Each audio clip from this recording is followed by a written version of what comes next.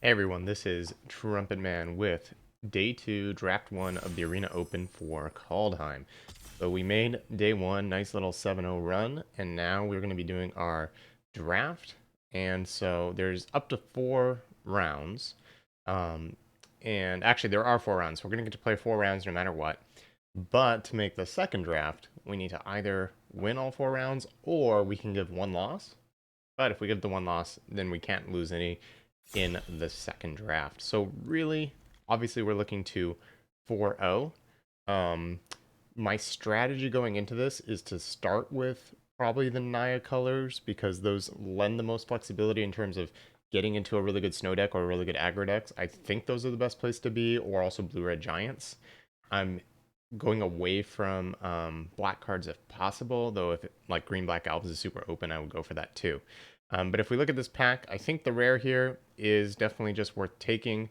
Um, a flash flying 4 mana creature, the 3/4, like it wields equipment really well, brawls, can ambush creatures, and if your creature was going to die anyways, being able to save it until this leaves the battlefield is pretty nice. You can kind of 2-for-1 your opponent in a few different ways with this card. Having Foretell is also nice because it's often not a card they're going to play around. Like they might be playing around Iron Verdict or something like that. If we pick up some other Foretell cards, it makes the Protector a little bit better as well. This is best of 3, so if they see this card in game 1, then they can play around it a little bit. But it's a great place for us to start the draft. So this pack's quite strong. If I'm sticking to my strategy, really the cards I'm considering are Rune of Speed, Maha, and Sarulf's Packmate. Um, I think where I'm leaning here is to take Sarulf's Packmate because if Green White specifically is not open, then I can go in different directions with the Packmate. It's the most flexible card of these, and it just, has stats. It also combos quite well with protectors, although obviously Maha does too. If I knew I could be in green white for sure, probably the Maha is stronger. Um, but this just lends the most flexibility. Now, if I already had some runes and things, I would take the Rune of Speed, but we don't know if that's going to be the possibility. So I think I'm going to take the Packmate, and we're off to a good start here with um, potentially green white. So we'll see here. All right, continuing our strategy. Um, this one's kind of interesting because there is like the invasion of the giants. It looks like maybe like this blue-red theme is open. There's also an alpine meadow, but that land is mostly just a dual land. Like the snow payoffs aren't really there for red-white. That's not really what red-white's about. I think in this pack, I probably just want to take one of the white creatures, the Master Scald or the Starnheim Courser. The Scald is more of a combo card. It can be good if you have the right auras, and then oftentimes it's almost more of a splash. Whereas the Starnheim Courser is better in like the white aggressive decks. I'm more leaning towards the aggressive decks right now. So I think I'm gonna take the Courser, um, and go from there because there's nothing that is so powerful that I want to switch my strategy at this point, given my first 2 picks were quite strong.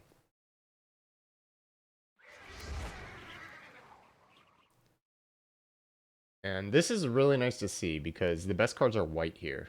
And so we already have 2 white cards. Green looks a little dry in this pack, but the pack is a lot weaker than the last pack, so it's not really telling us that much. I think Valkyrie Sword is better than Bound in Gold. It's a better top end card and just gives you options when the game goes along. Um, so I think I'm going to take that over Bound in Gold. Combos really well with the Starnheim course we just picked up so that we can get our Angel on 6 mana instead of 7. And this kind of lets me know that I don't know necessarily that I'm going to be green-white at this point, but I'm pretty firmly in white. Like, I'm happy to fight over white having the Protector, the Courser, and the Sword. Like, here, there's literally no green cards in the pack. There's also no red cards. So that's kind of telling me something. The white cards aren't particularly good, so I'm going to take a gold main pick here and see if I can pick up, like, some Raptors, some 2/2s for 2 that I can put the pick on, and maybe I could become, like, a Rune splash deck. Basically, I get to stay this white aggressive plan by taking the pick, and I think um, that's going to be a nice place to be. Notably, I could be in like white-black double spell. It's not a deck I really want to be in, but it is an option. Like Dusk Wielder with a bunch of Goldvein picks and like some runes and things can also be a strategy. Yeah, so white is extremely open. I mean, this is fantastic. It looks like white-black are the most open colors. Um, Shepherd of the Cosmos is just a really, really strong card. Axguard Armor is also really strong, but I haven't seen any red cards, so I don't think I'm going to end up in white-red. I'm going to take the Shepherd. I don't even know if I'm going to end up white-green, though Struggles for Skempart is a good card. I think red is the most contested color in my spot, followed by green. There haven't been great blue cards, but blue is not particularly deep, so I don't know if the packs have been that way or blue is not open. That's kind of what I'm trying to figure out right now. Black looks extremely open. If we want to be in black, we can be. Okay, there's a Behold the Multiverse. So that is something to consider here. Um, there's also good green cards though, so we might still be able to be white-green. Story Seeker is perfect with the pick, and I need cards for that right now. So I'm going to continue cutting white. It's objectively a weaker card than some of these other blue and green cards, but my curve is more important. And this card just combos well with Shepherd, combos with Goldvein pick. I mean, even combos with the sword just to get stats with lifelink. So I'm going to take that. I'm pretty happy, like, if I'm just mostly in white, and I can just be aggressive and then figure it out from there. So I'm not sure exactly what my second color is going to be, but right now this is looking decent to me. Giant Ox could be solid if we can get some plows. That isn't uncommon, so it's not that likely. It's either that or I think Mammoth Growth here. This is a pretty decent combat trick. Usually what happens is your opponent just can't play around it on attacks and blocks. It's hard to really interact profitably with the growth because it's so cheap. I think I should probably take that, though. I mean, the Ox is tempting. But yeah, I'm going to pick up the Mammoth Growth. Okay, so we didn't... Oh no, this is the pack we picked, the Glorious Protector. So the next pack we can see what wheels. I don't really want a second Mammoth Growth because I have the equipment. So I might hedge here and... Well, you know what? We're green, white, aggressive. I think the Recluse can brawl pretty hard. It can wear a pick. It can fight pretty nicely. And the other cards, well, no, actually, you know what? I'm gonna take a Broken Wings for the sideboard. This is best of 3. If this was best of 1, I wouldn't make that pick. But it is best of 3. Warhorn Blast, if we can go wide enough. I'm gonna take it. Some of the blue cards are also decent here. I'm nowhere near a Grim Draugr, but I could play this if I need. Wow, the Master Scald came back. That's interesting. It's really good if they happen to kill our equipments. So this is a good card in best of 3 in the sense that like we can get the cards back, and if we happen to get a couple auras, it's going to be very good. I took the Broken Wing, so I don't need the artifact enchantment removal as much. The Invoke the Divine. Okay, Codespell Cleric, another thing that can wield some weaponry.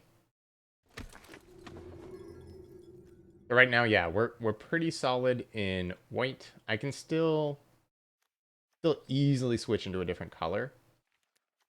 I could even go into white-red, picking up red cards in pack 2 and white cards in pack 3. That's an option for this seat. It's a little bit narrow, but if I open up something really, really strong in that vein, then I can do that. I can take an Invader or a Run Ashore. If I ended up in blue, Run Ashore I think would be better than Undersea Invader. Wow. See, I'm going to take Axguard Armory here. This card is really good and should not be in the pack. And is a reason for me to draft white-red if that's open in my seat in pack 2. Like, if I open up a red bomb right now, well, it was the right color, but not a bomb, then I could just go down that route. We're in a little bit of an unfortunate spot with this particular pack because there's not a ton to take. There's no green cards we want, so that's off the table. Doomscar Oracle, Battle Shield Warrior are both fine cards, but first picking them is a little bit sad. I could take the Run Amok, but I don't really have the creatures to enable the Run Amok. Tybalt's Trickery, basically you can get like a random card off the top of your library, or it's like a bad counter spell. So that's not really what we want to do. Could also just take a Master Scald or a Bat. I guess I'm going to take a Batter Shield Warrior. I don't know. The card's fine. Not good. No white cards. Basalt Ravager.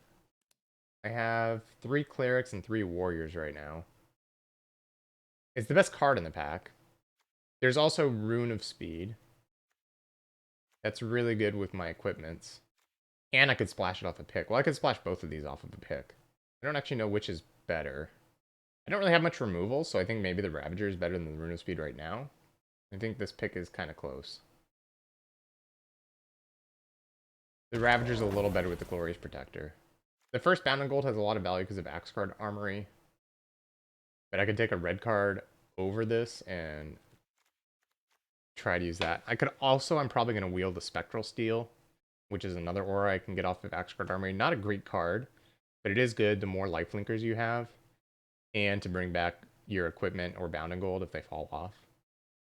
I'll also potentially wield a Code Spell Cleric. So I'm going to take the Bound in Gold here, and still trying to figure out what our second color is and what we want to do here. Well, this card's really good, but again, not really where we're at. I think what I'm going to do is I'm going to take Valkyrie Sword, and we're just going to go all in on trying to get like Starnheim Coursers and play like cheap angels. It's an actual plan, gives my deck some direction. It's sad that it's in the same pack as the Courser, but it's fine. If I have like 2 of these, I can play one on 2 mana and save the other one for later. Pump up the creatures.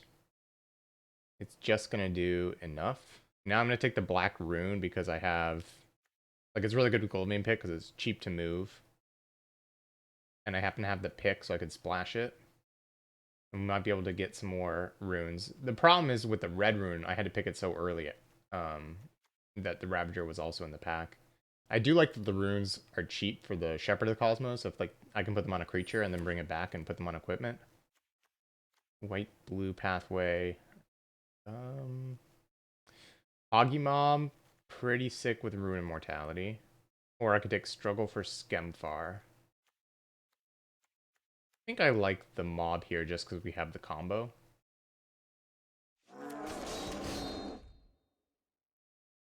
Ooh, another pick. This is interesting. If I take the pick, then I can splash basically... I don't play that. I can splash the Packmate. I can splash these. It basically opens up our entire deck. And I just need to prioritize cheap creatures pack 3. It gives us the best direction, and also we can have the armory. Yeah, I really like having 2 Goldmane picks in this particular deck. We can take all the Code Spell Clerics. One might wheel from earlier. So we finally have a direction for our deck. Oh, nice. Starnheim Courser with the picks there. It only costs 1 mana on after we play a Courser. Like, yeah, we're all in on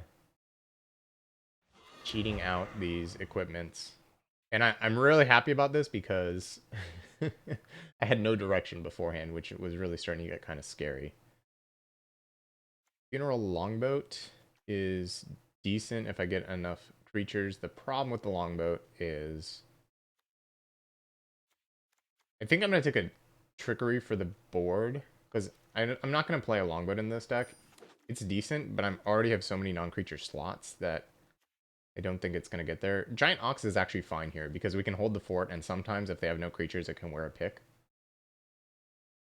It has the upside if we open a Plow, we could play it too. I think this can just be a decent sideboard card. If my opponent has an Unbeatable Bomb, I can board it in as a really bad counterspell. Alright, we got the Code Spell Cleric. That's fantastic. Again, just cheap cards to wear the picks and combo with everything else.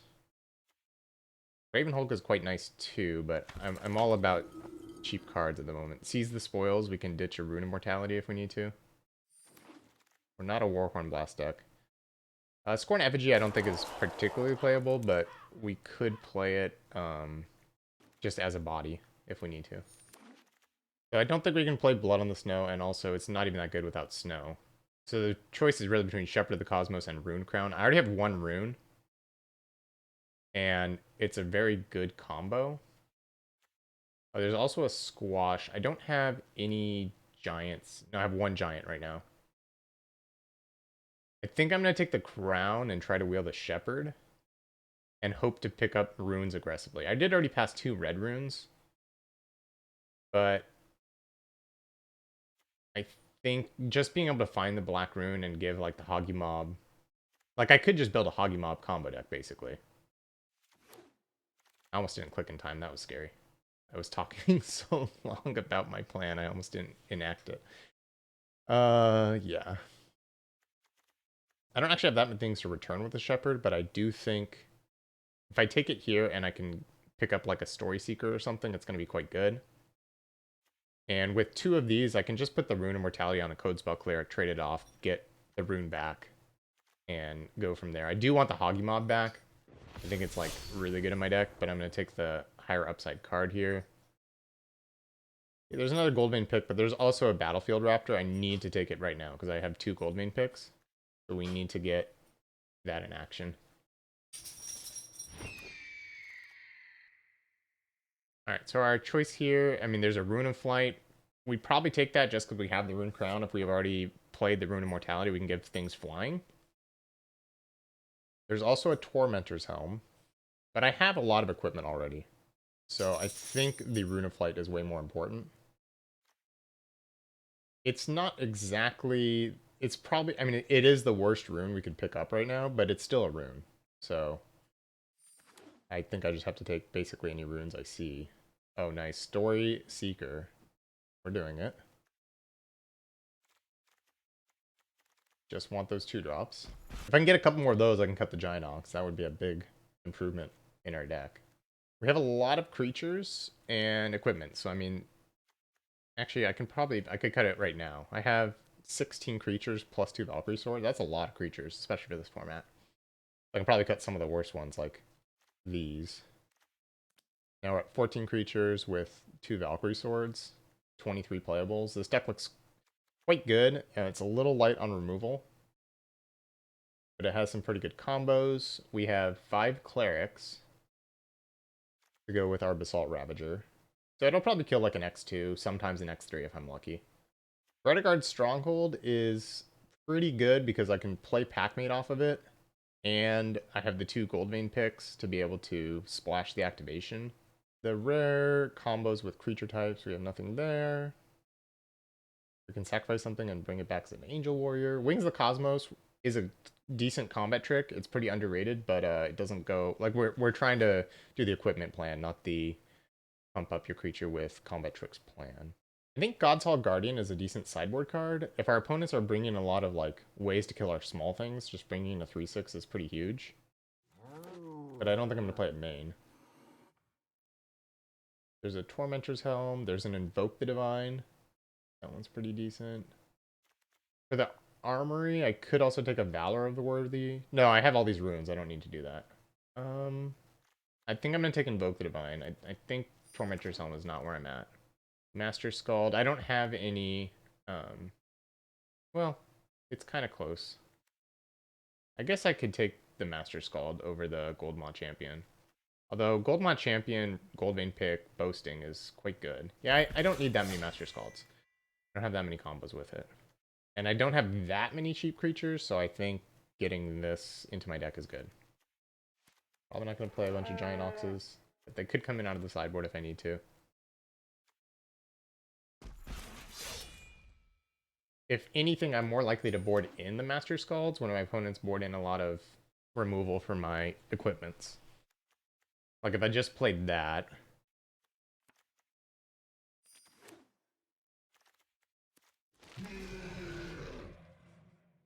and leave them in the sideboard. Didn't get the Hoggy Mob back, which is kind of sad. But I did take a Shepherd of the Cosmos over it with 2 Story Seekers, so I'm not that sad about it. Seize the Spoils can get extra lands, and then we ramp them back with Shepherd of the Cosmos, or runes, or whatever. Rune Immortality, super good with trading here. I think...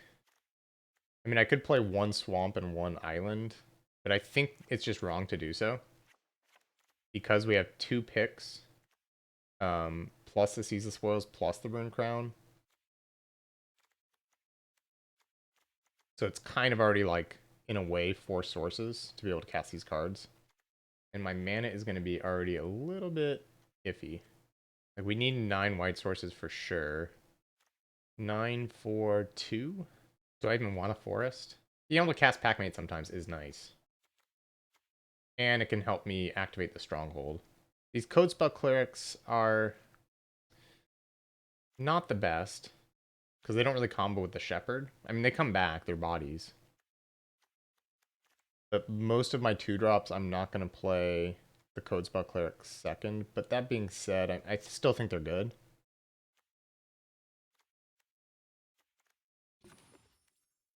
I need another land. Could just be the 10th white source. Playing them and equipping the pick and having a 2-2 though is solid. I wonder if I should be playing like a different... I could just be playing like a Batter Shield Warrior over one of them. If I put these in Foretell... I guess how hard is it to double spell? It's not particularly difficult. Also, they're clerics, which is kind of nice because that's my highest creature type. But if I put in the warrior over one of them, then that would then become my greatest creature type. So that works too. I could also play Scorn Effigy because I have 2 code spell clerics. Like, maybe this card should be in my deck. If I foretell this on 2 and then I play it plus code spell cleric, plus like a gold vein pick, etc. Basically, I'm trying to maximize for the games where I don't draw Story Seeker exactly. Like, this is kind of the key card with gold vein pick. But sometimes I'm not going to draw that. And in those spots, what's my plan? Like, maybe I should be playing a Scorn Effigy over Goldmaw Champion. Just because I can play it on turn 2, basically. This card has higher upside, but I'm already spending a lot of my mana on other things. I'm not going to be boasting too often. At which point, I mean, I could play a Master Scald because I'm putting the Scorn Effigy in my deck and it can trade off. However, a decent amount of like one of the main deck way to get rid of artifacts and enchantments exiles, right? Because it's the green 2-drop, the Masked Vandal. So I think I like this right here. 10 white sources. We really can't keep a hand without plains. So do the 16 lands because our curve is quite low. I think we can function off of that. These end up being 4s, but that's just fine. All right, cool. Pretty happy with this deck. I think it could be a little bit better. It was a tough draft to navigate, but let's give it a go.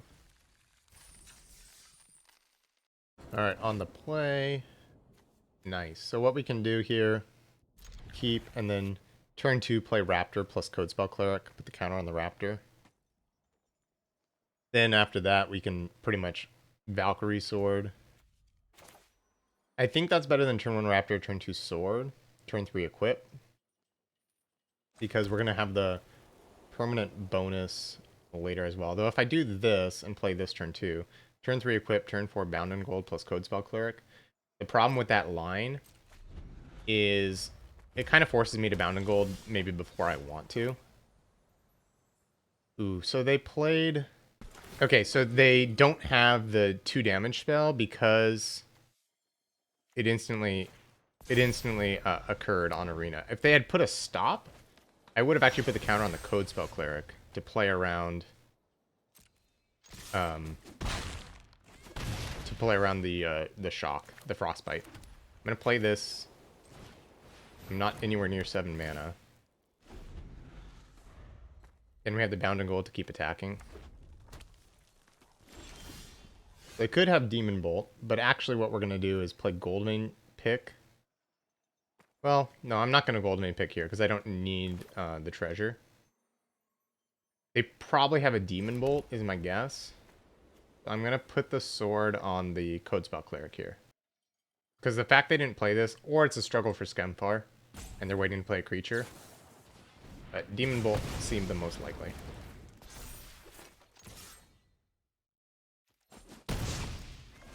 And now we can Goldmane pick onto the Cleric. Excellent.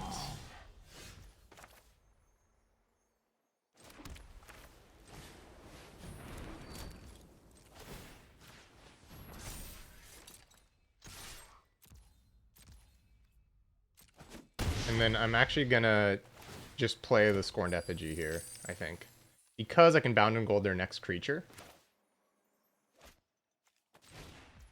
Obviously the Boaster would be better in this spot. But we had a really good curve out anyways, so we're trying to maximize that. So they won't attack now to block. And we can bound and gold the Grizzled Outrider. Hit him down to 4. And then we can play Hoggy Mob next turn. Do I want to move anything? I could move this on to make this a 3/4. If they both have 3 power, is that better or worse? I think having the 4/3 in case they play a blocker is better, because then they're going to double block, and then I can play the Hoggy Mob and move things around. I think I'm just going to pass.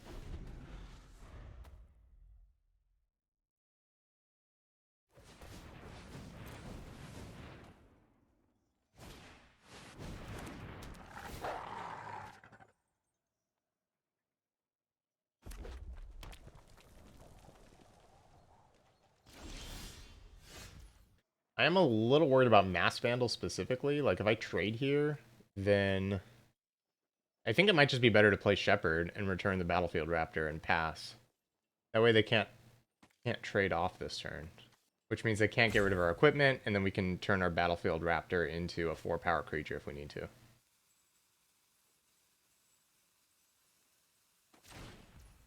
This play is a little risky because we don't get to play our Hoggy Mob. We don't have the treasure. But I'm going to have 2 flyers, so I don't think it's that risky.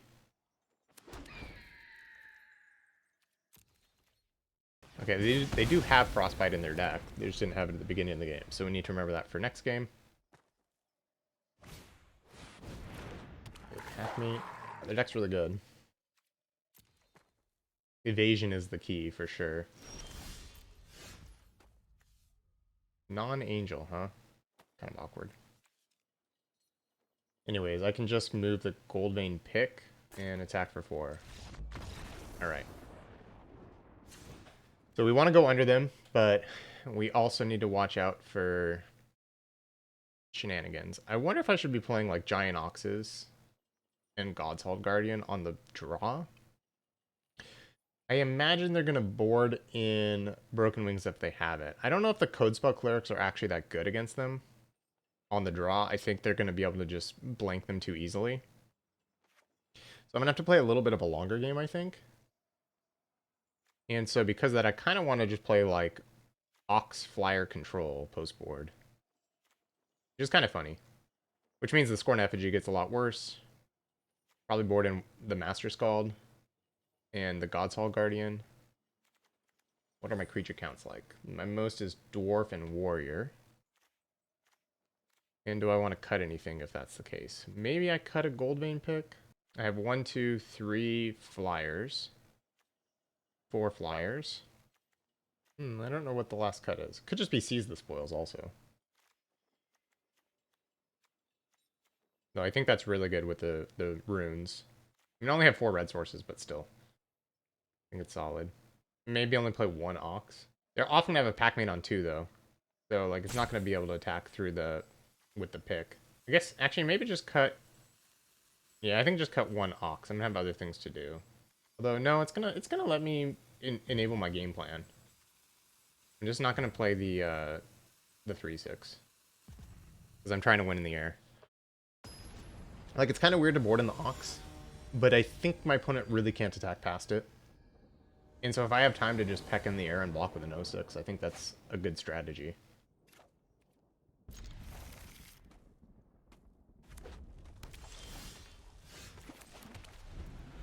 Alright, I'm not sure which I'm foretelling on 2. Probably the Protector. Oh yeah, see, I'm on the back foot now. This is where I need the Ox.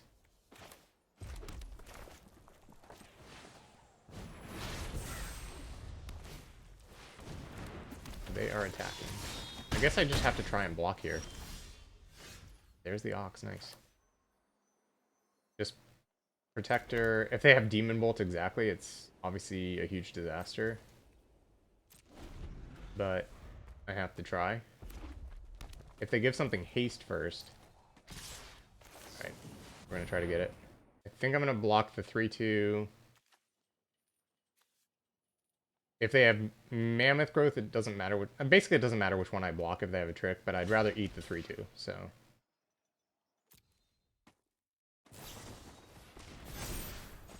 Okay, that's the one trick that gets me. But it's still a 2-for-1, so it's not the end of the world.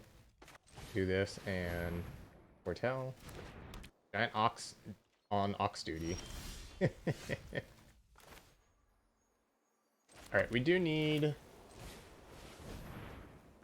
a pick right now. Be very, very, very good. I'm gonna block every time. Why I put the Ox in. Right?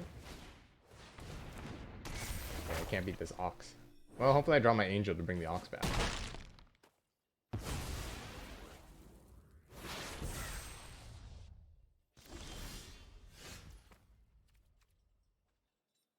Might as well attack and get our life. Actually, the Ox plan isn't even going to work because of Arnie slays the troll.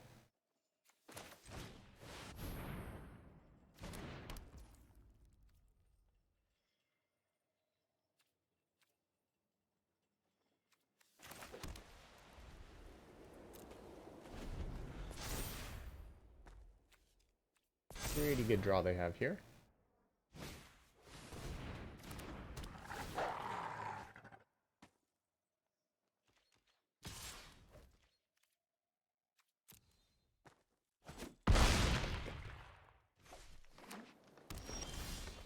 Woo, that was a great draw.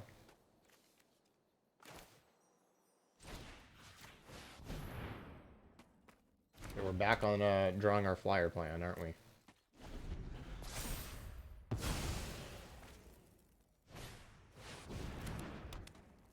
Very, very good.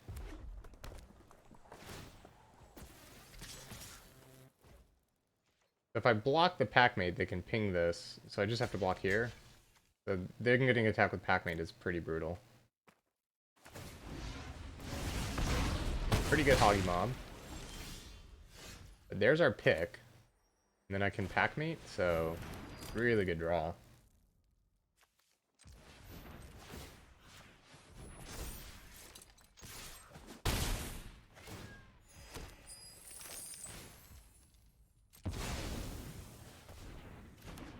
I can even move the pick to have the 4/4.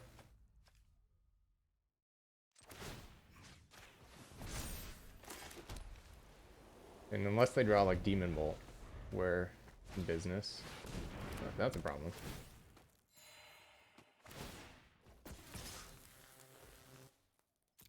That is a problem. Let's move this over. Back.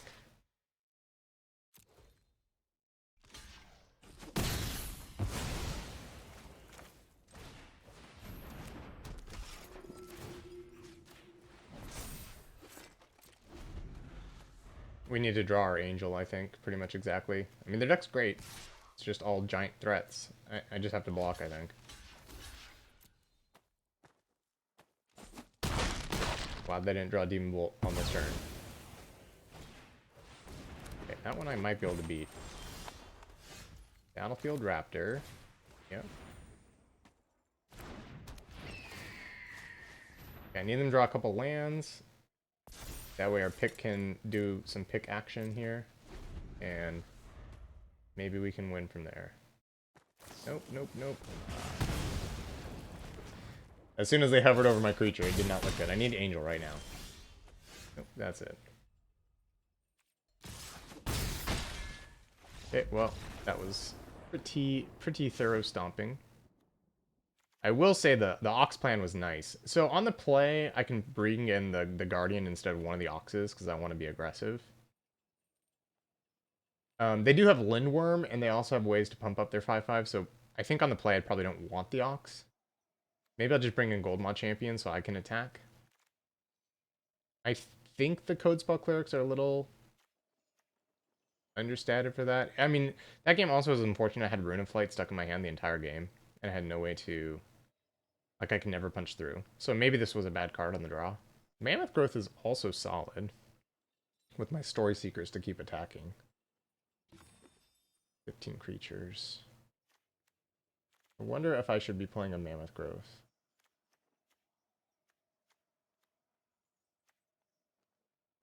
I mean, the double Serolf's Packmate really makes the Story Seeker Goldvein pick plan a lot worse, unfortunately. The 2/3s plus Goldvein pick, though, are still fantastic.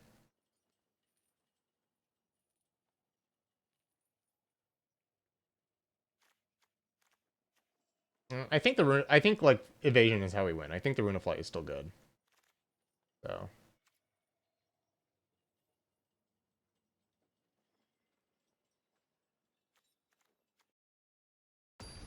and we need creatures to be able to attack with. I guess if I mulled to 6 and I didn't have one of these cards though, like Master Scald's pretty bad specifically. I have to be kind of the beatdown.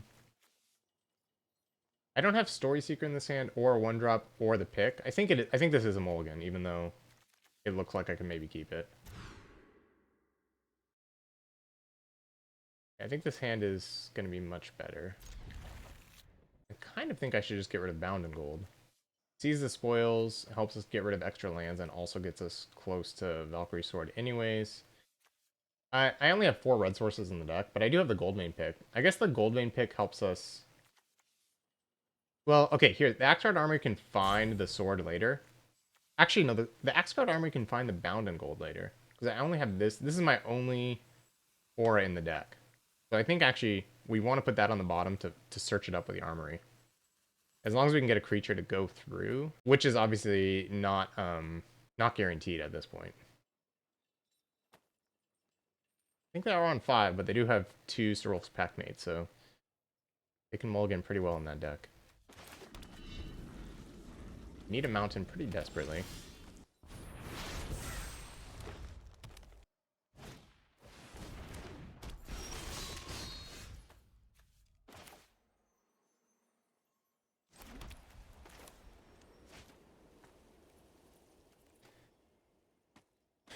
I kind of want to wait because we showed the angel before. So they have to respect it. Now they know we don't have the angel, so now I'm going to play the Goldvein pick. But it bought us 2 life. And I wasn't doing anything with my mana, that's why I made that play. Really needed to play the Godsoul Guardian though this turn, which is incredibly unfortunate.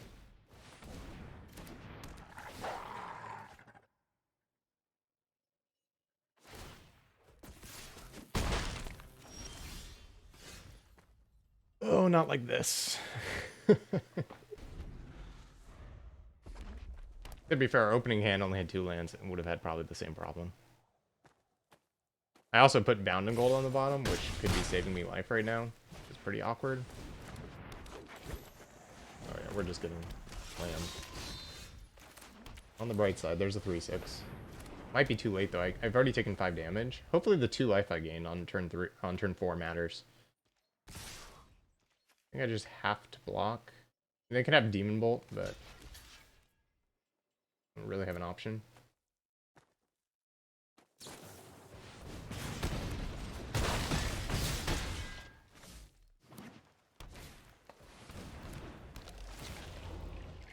Yeah.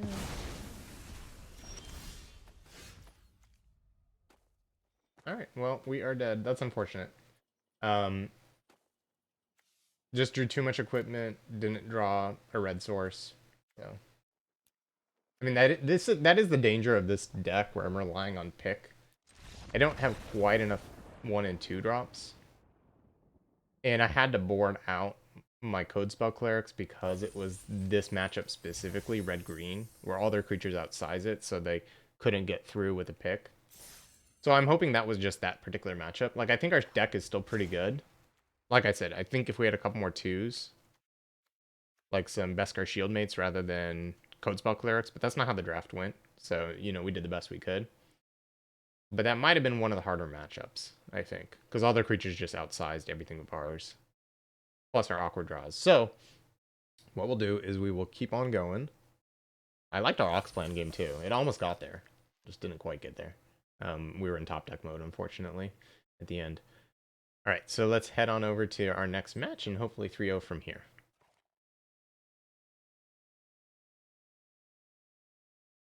This hand is quite a lot better than our previous ones. Trade off the Story Seeker if we need to. I can just discard the Story Seeker, actually.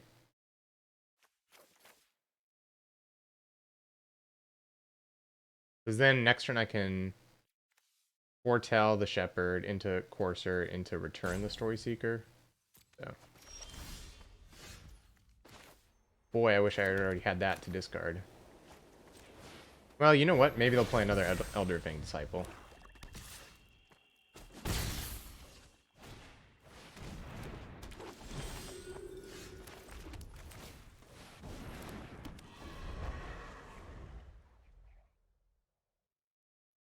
We could just trade here.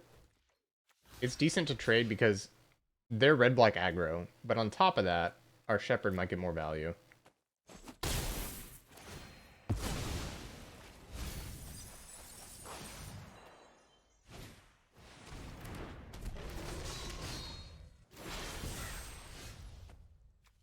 Alright, Rune Crown.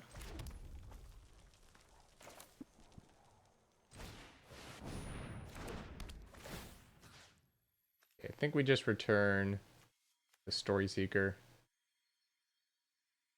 The land is nice too, because then we play Hoggy Mob for sure, but they are red-black, so they probably have ways to kill the Hoggy Mob. Going all in on it is a little bit risky when I could just put a 2-2 in play, which is really good right now.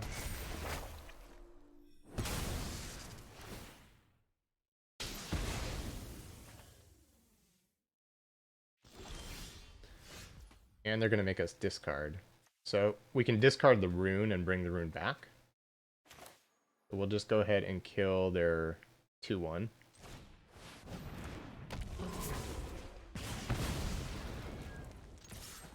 And now we're in business. So they can bring back Carfell Creature as a 5/5.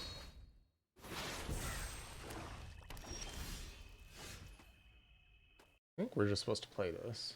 If I draw a land, I can equip.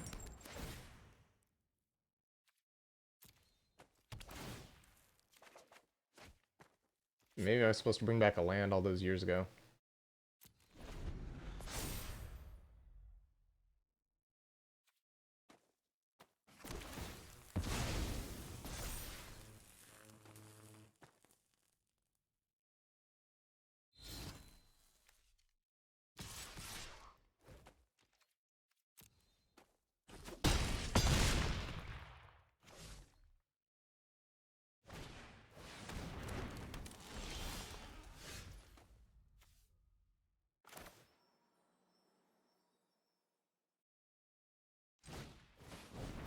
Pick, equip.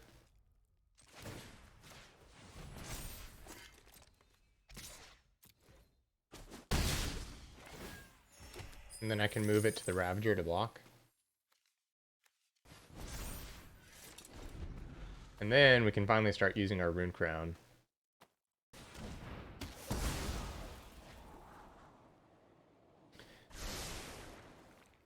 They hadn't used their removal spell in so long that I wasn't really sure if that was actually a removal spell.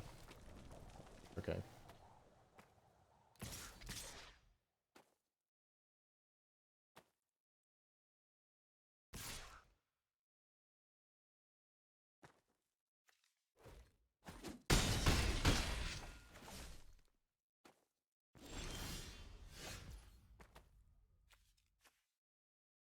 So they can make it 2-2, but I can go to 9. If they don't block, 5, 6, 7, 8, 9. The problem is if they don't block, I can't even play Hoggy Mob and block a 2-1. Also, they have 3 damage here. But what I could do is play a 2-3 and a 3-3. I can play a creature and move the Runed Helm.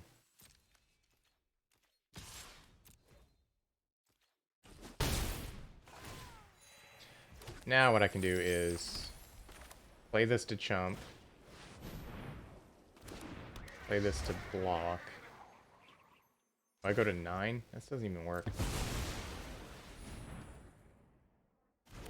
Oh yeah, play chump, play block, and take 7. Yeah, this works.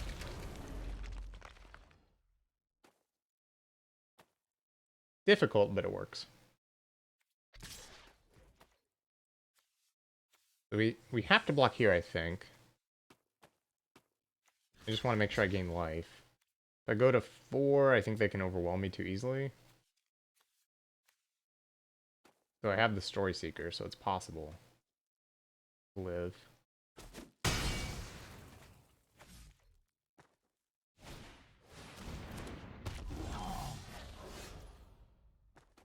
Alright, I think we just play Hoggy Mob.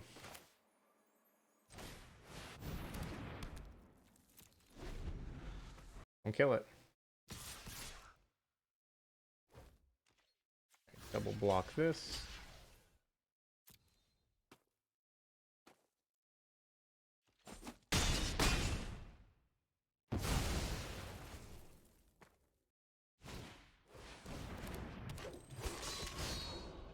That is a good combo. So what if we Gold Vein pick an attack rather than Rune Crown attack? It's Rune Crown, they could just take the damage. I could shoot one thing down. They can make a creature, and then we take 8 on the backswing. I guess I can kill this, and it's still 8 on the backswing. So maybe better to play Gold Vein pick here, or Gold Vein and pick on the Hoggy Mob. And then just Glorious Protector. Oh, but then they also have Embersturm. Oh, I can't get out of it. They just have so much board presence. 1, 2, 3, 4. They have 6 attackers. I think what I need to do is hope they block my Hoggy Mob.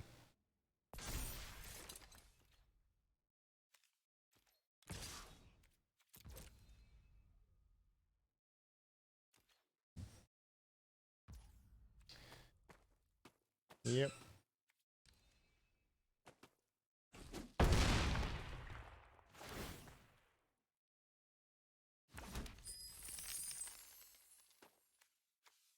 So we can kill this, put that down, block, and then die.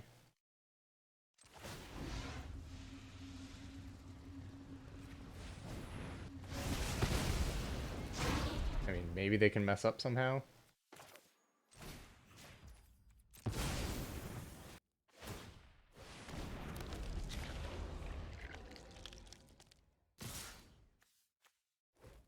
Yeah, they saw the line.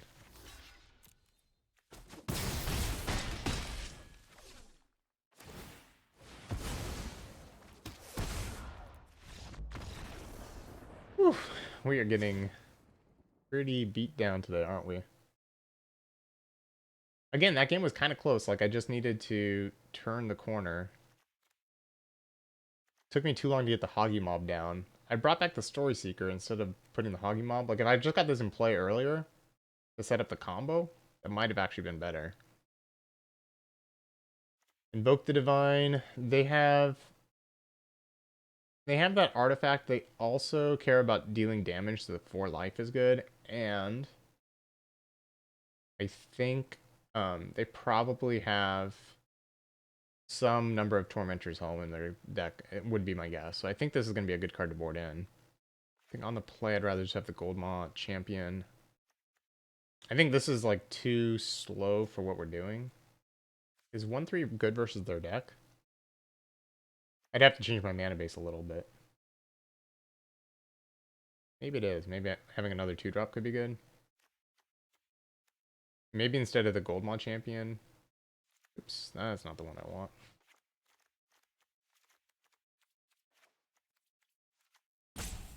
Yeah, I think that's even a little better. Plus more treasures to be able to activate our runes. Alright. Sounds quite strong.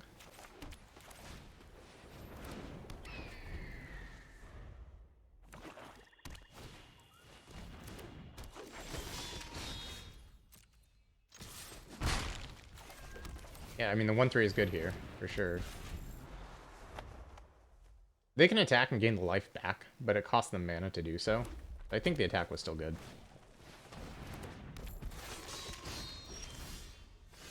Ooh. I think just get our pick and play. And we can start curving out.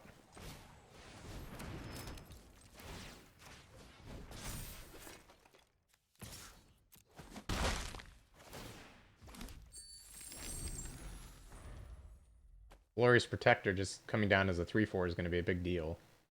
They might be poisoning some cups soon, is my guess. Ooh, so I could Stormheim Courser plus Codespell Cleric. Thing is, if that is indeed poison the cup, I think it's better to hold the Protector up.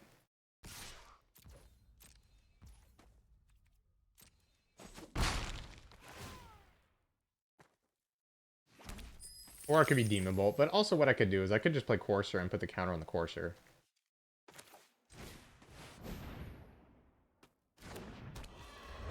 Or even just make a 2/2. Like, if I make a 2/2 here, then they can't really attack me.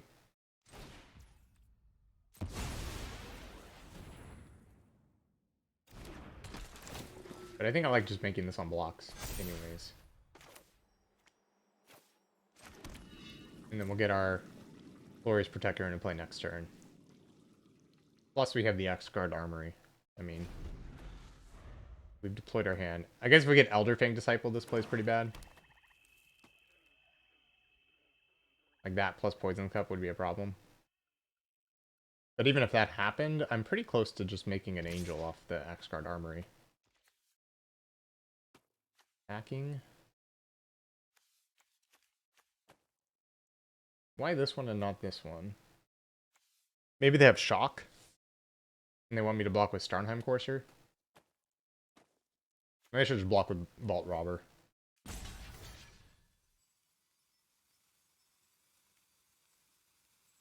Like, they do get to boast.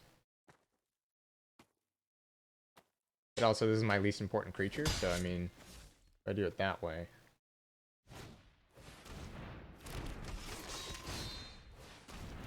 Wow, that is brutal.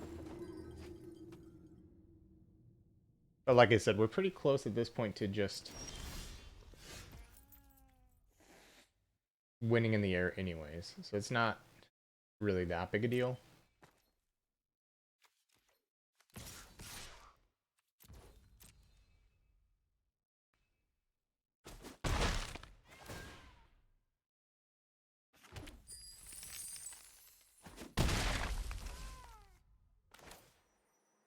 So we'll crack the armory, and then next turn I'll make an angel. I don't think I want to move the equipment. Well, if I do, and I sacrifice a treasure to crack the armory, I'll have 1, 2, 3, 4. I'll still have 6 mana next turn after the Goldbane pick to be able to play the angel. So unless I kill my raptor, I'm in good shape. Having the Goldbane pick on this cleric this turn is a pretty big game, because then I can block the Duskwielder or the Disciple. But I can also just trade it off for, like, I can trade it off for a 2/1 if they kill the Vault Robber. So I think it's better to just pass.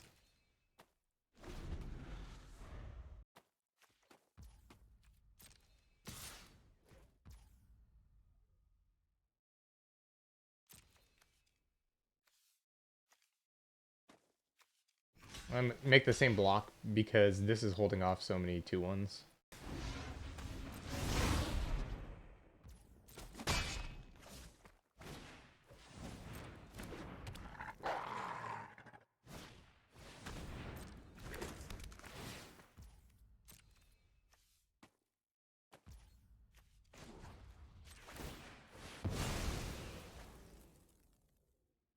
Alright, so I'm pretty sure we want the sword. And do I want bound in gold or a rune? Probably bound in gold.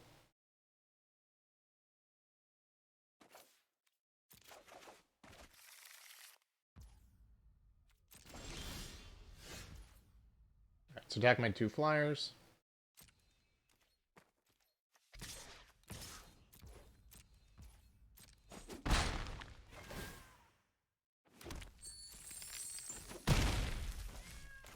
do this.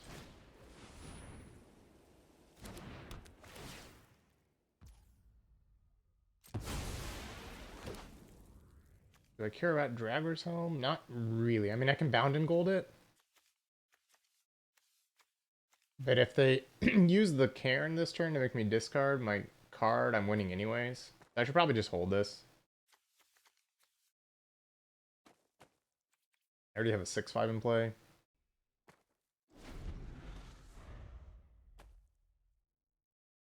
Like, they need to kill my Angel specifically, and then on top of that, they need to do some other things too. Yeah, Invoke the Divine, definitely great. They have the Helm. Plus they have the rare artifact.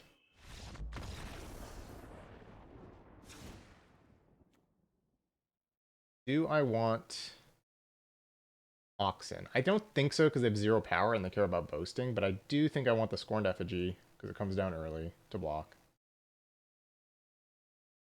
And do I want anything else? I could probably cut Rune of Flight. I don't think that's good in this matchup. Although it is a good card to discard and bring back with Shepherd, so maybe I should just keep it in. Because a 2-drop to discard. I probably don't want to overboard too much. Like, I think our deck is in a solid spot. I guess I already have the Black Rune. Yeah, maybe I do just, like, drawing this card. It makes my good draws better, but it makes my bad draws a lot worse. And I already have the Rune of Mortality with Hoggy Mom. I don't think like I said, I don't think I can board that much more. I think Coast Cleric already pretty good as a 1/1. Master Scald with Scorn Effigy, maybe. 4/4 is good, but it's also a 5-drop. I don't know that the matchup is about that. I think it's kind of not. Like, already getting the Hoggy Mob down is a little bit difficult. I think I'm going to keep it as is. Just look to trade off, get things back with the Shepherd, go over the top. Try not to die to their curve out. Easier said than done. Well, back to these awkward hands. I even have the Rune Crown plus the Rune in my hand. It's like the ultimate mulligan here.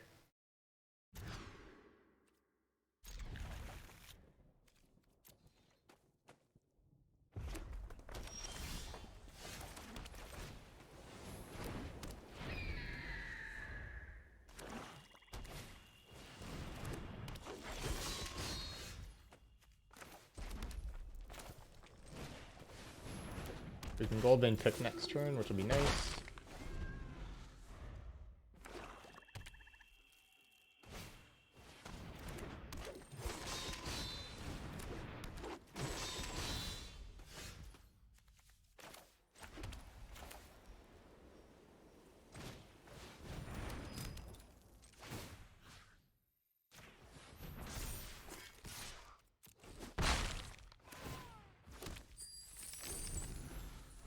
I mean, if we keep this Battlefield Raptor in play... Yeah, that's fine. We take some damage here, but... I'm going to be able to Glorious Protector and block, so...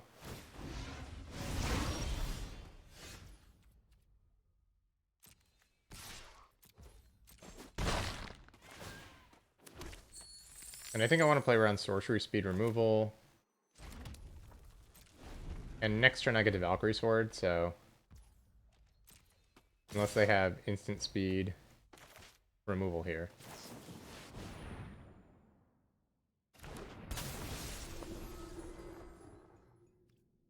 I'm not really interested in bringing... like, saving a Battlefield Raptor. That doesn't make any sense. So, let's just block the 3/1.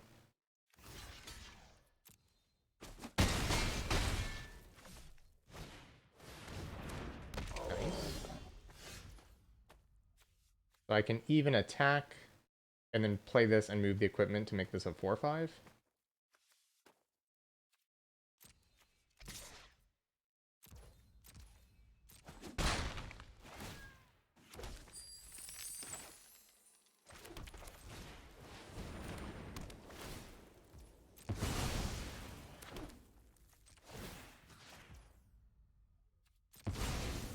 And this says Vigilance, so I mean, it's going to be hard to punch past.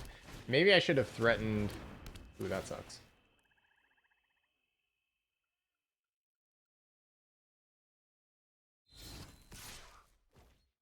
I could just block.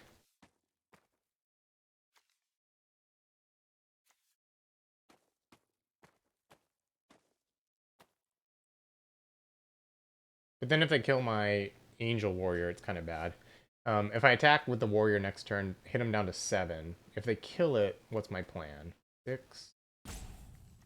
I'm 3 damage from killing them this turn. I guess if I had attacked last turn, maybe I should have attacked, but I could have died to removal plus pump.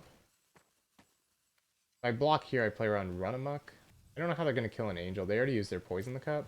So I kind of just want to block. Just make sure I don't die. Because I'm not attacking with the 4-5, right?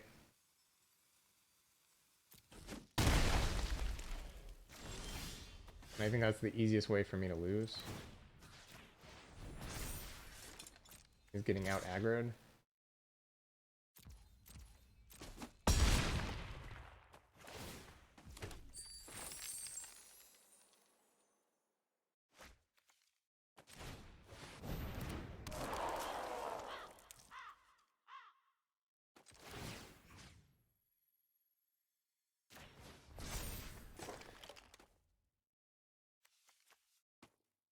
And my plan, I don't really want to block with the Angel Warrior if I don't need to this turn. But I guess I'm probably going to have to.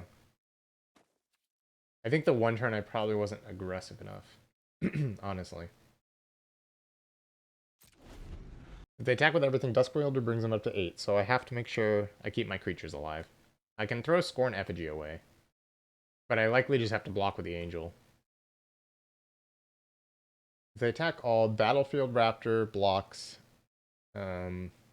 Death Knell Berserker. Scorn Effigy can block Dusk Wielder. If they have Run Amok, so if I block like this, if I make the obvious blocks, what does that look like? They can Run Amok here. Trample for 2. So I take 6 overall, but I kill both their creatures. I take 1 more there. If I don't block, I die to a bunch of removal spells, so I have to block there. Alternatively, I could just eat something, block, and chump, but then I can't kill them on the crackback.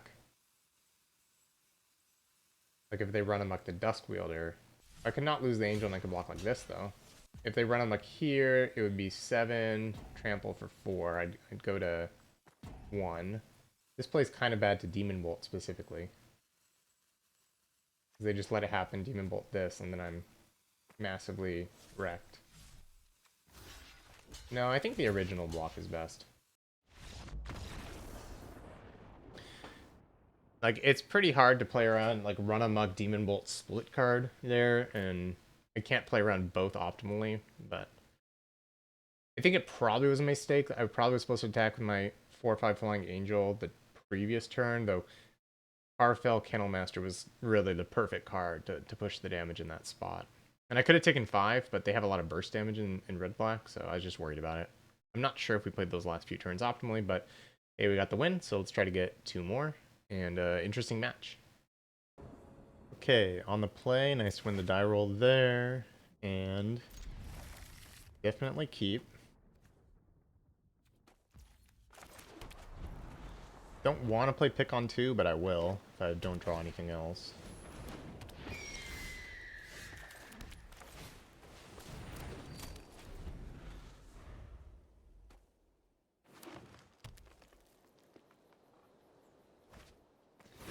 So either a pack mate. If it's struggle for Skemfar, then that's pretty bad for me. What I can do though is play the Effigy to play around struggle for Skemfar, and then I have the pick to attack through pack mate. So I think I'm going to play this rather than the Starnheim Courser this turn. It could also be +4/+4 Mammoth Growth. Okay, Naya combat shenanigans. Okay, it probably is struggle for Skemfar. What we can do this. Back. And since they're tapped out, I kind of want to Starnheim Courser and just Rune onto the Courser.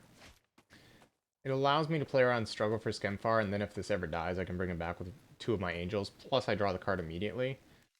I do like putting it on the pick, but otherwise what happens is they can actually effectively double block this if I move the pick anyways. So if I at least move the Rune of Mortality, right, or play the Rune rather than moving the pick, I think it's just going to be much better use of our mana.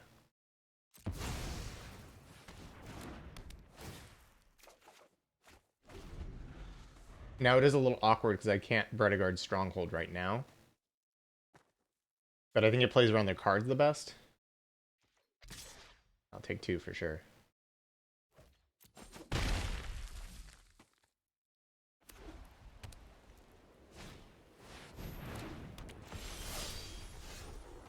Rune Crown, huh? Rune Crown. Put it on. Well, it obviously goes on the Rune Crown. And then I can attack with the Effigy. I should have tapped my red. Left up a white here.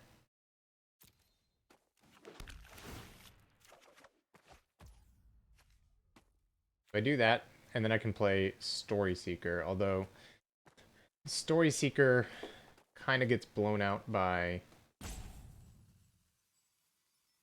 +1/+1. So actually maybe I don't want to do that.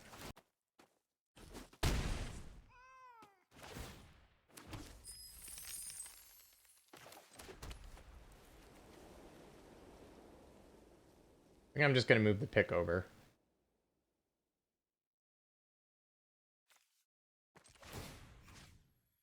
This will still be a 3/4, which means that it has protection from Struggle for Stormtime, or whatever, Struggle for however you say it. And we have Bredegard Stronghold next turn. So I could even play like Story Seeker, move, equip, etc. Now I'm incentivized to block, I think. They could have Mass Vandal, but then they just get rid of Scorn Effigy or Rune Crown. And I still have the Courser. It's not even that bad. If they have +4/+4, it's a 2-for-1. I'm happy with that too. Yeah, that was the most likely scenario. They get rid of the gold name pick and kill my creature. Okay, actually that's pretty good. I hadn't considered that possibility. I don't know why I hadn't, because it was a pretty clear thing to do. Okay, so if that's +4/+4... I kind of don't think it is, though. I still kind of think it's... What I'm going to do here... Shepherd, bring back the rune, put it on...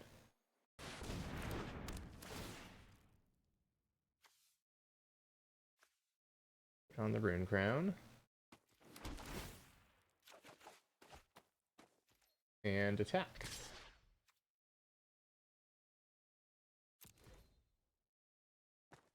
Is it +4/+4? Because if it is, I had the wrong read the whole game.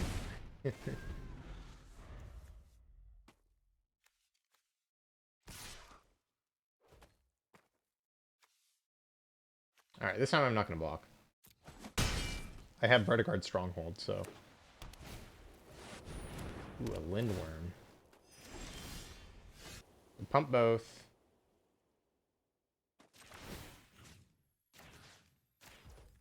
I'm finally going to get Struggle for Skemfard next turn, because the Lindworm can fight.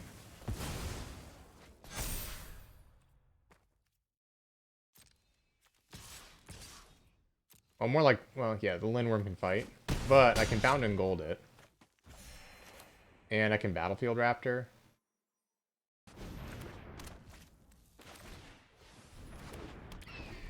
And we have just all this equipment going around, so that's good too.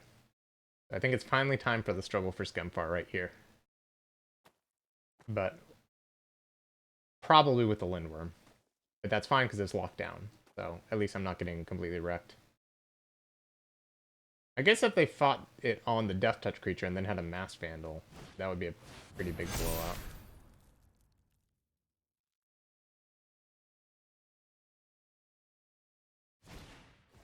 Mm-hmm.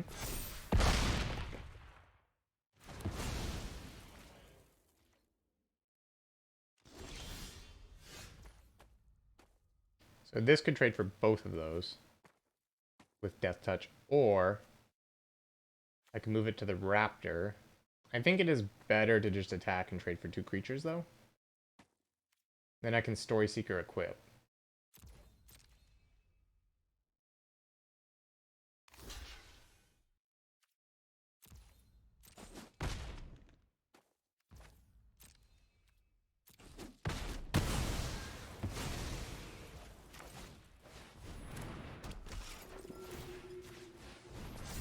If they have another Mass Vandal, we are in trouble. Basically, I'm relying on this Rune Crown to get the job done.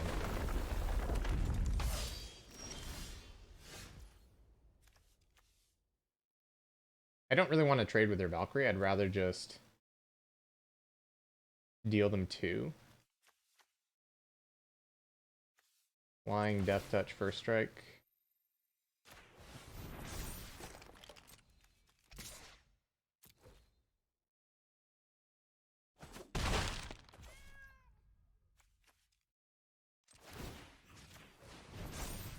And my land.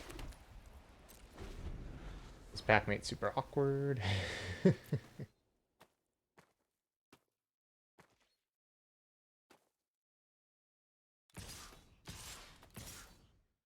can't be +2/+1 to all their creatures. They attack with Maya too. If I take it all, it kind of has to be a trick, but it can't be +1/+1. Then they would just block. They must just have a follow-up creature, because why not just attack with this too then? Unless they're worried about Iron Verdict. They might be worried about Iron Verdict. This is still... Even if this dies, it's not the end of the world. I think I should block their 2/2 here and gain 3.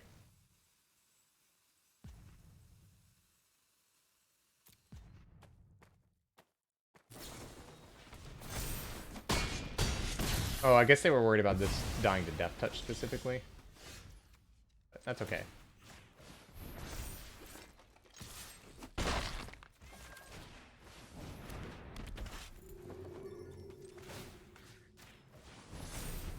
Yeah, that makes sense. Why not attack with this?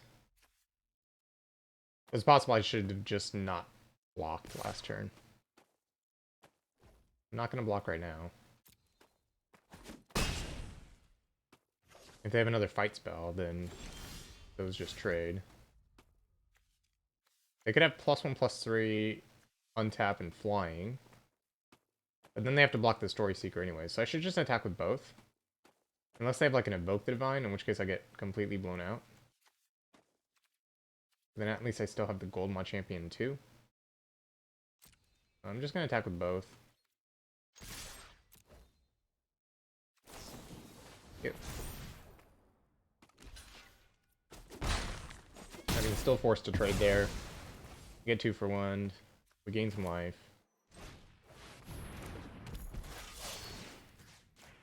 And now we can tap down a blocker next turn. I mean, this was the most likely card off the top. So they have Wings of the Cosmos and Snakeskin Veil, so that's good to know. Blocks.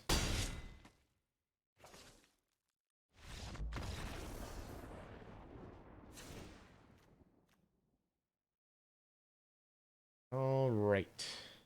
How do we want to sideboard? They mostly have combat tricks rather than equipment from what I've seen. This card's pretty weak to Masked Vandal specifically. I think I would rather have... I kind of like Broken Wings as an answer to the +1/+3 and flying. It's a good re-trick, and also they just have flyers anyways. Maybe do that and bring in a forest. Also lets me cast Packmate more reliably, but I think that's reasonable. Master's Call doesn't work against Masked Vandal, so I'm not really into it. And other than that, not a ton I need to change here, I don't think. They have some pretty good cards against us. But if we can just kind of prevent trading from happening, then we can kind of go over the top of what they're doing with our equipment plan. Like, we're all in on these nonsense runes.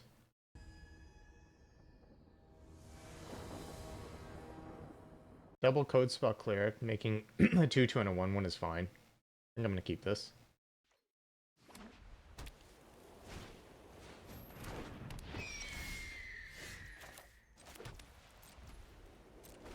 I also could wait to seize the spoils on turn 3 and make a 2/2.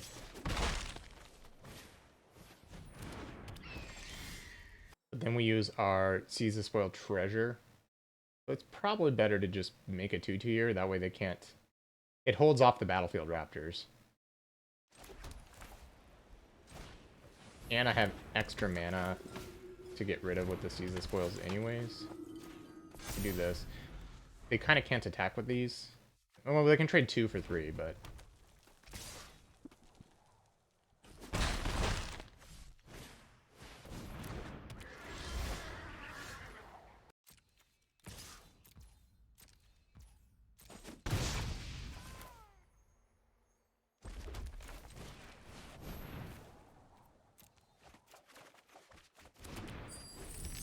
Okay, well, we have a plan.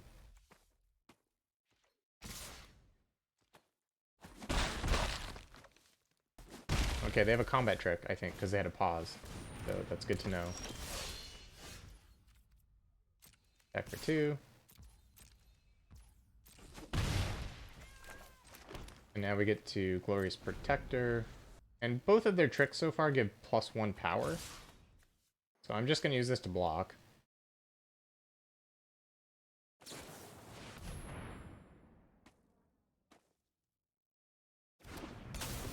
Not going to use the ability. And I'm going to block the Courser and the Horizon Seeker.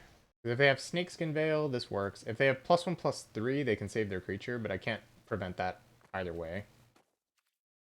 If they have, like, Mammoth Growth, it sucks, but at least I absorb 6 damage.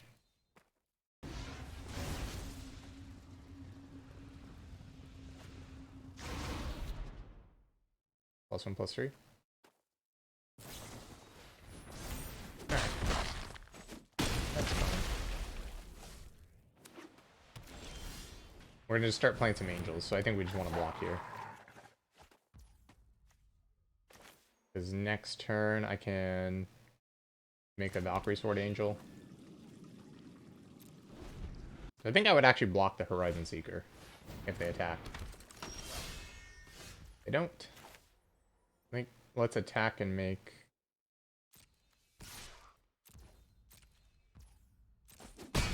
Make a 4/4.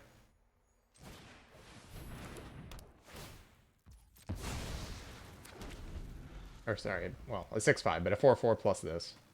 Pretty good. If they can kill it, I still have good blocks. They can Mass Vandal my sword, but I still have a 4/4.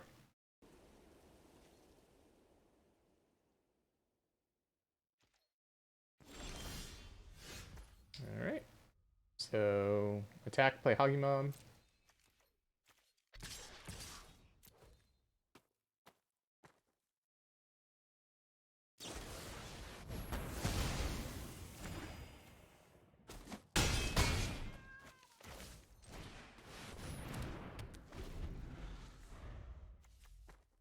Yeah, I mean, killing this is good, but I mean, I still just have Sarah Angel, so it's going to be pretty difficult to just beat that 4/4 there. Like, our creature sizing in this matchup's great. Our creatures are just all bigger.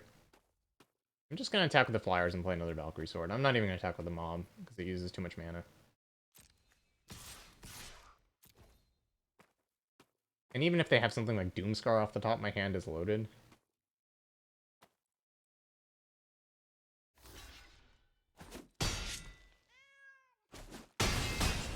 Not that I'm really worried about Doomscar in that specific deck, but I mean, it's a card that could technically have.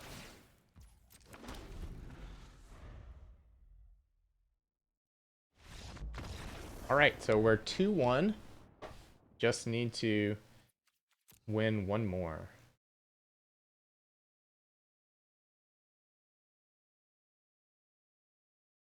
I think this is a keep. I mean, the hand's pretty weak, but I don't really have great options. Drawing planes is bad.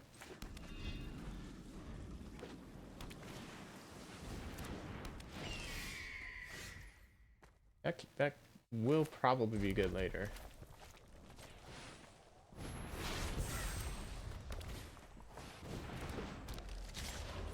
This Walker, very good here. I think I should play the Effigy and Codespell Cleric it. Make it a 3/4. The reason I think that play is good is if I draw my pick, then this is going to be big enough to attack past their Mistwalker. It's pretty mana inefficient, but I don't think that really matters right now. I guess if I... Yeah, I can't... I would Courser and Cleric, but I don't have that much mana.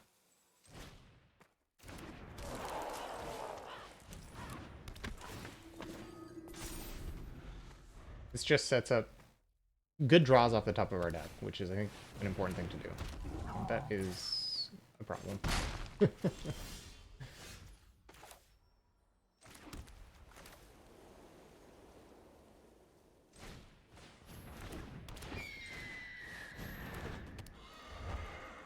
This draw is getting clunkier by the minute. However, I mean, we're pretty live to just play some Angels off the top. They have 3 Hawks, and they have 3 Giant Cowards.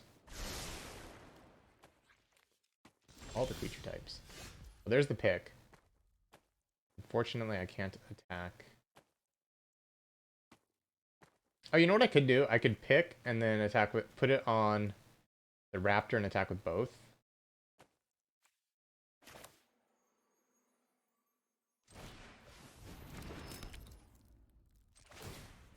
I think that's solid.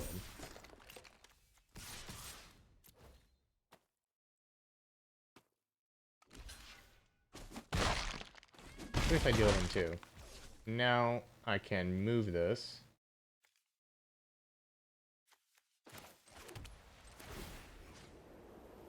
Onto my Scorn Effigy. And we have defense.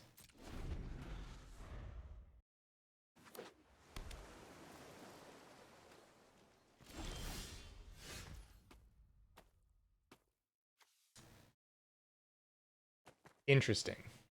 So if I discard the planes here, then I can play the Rune of Flight on the Goldbane pick.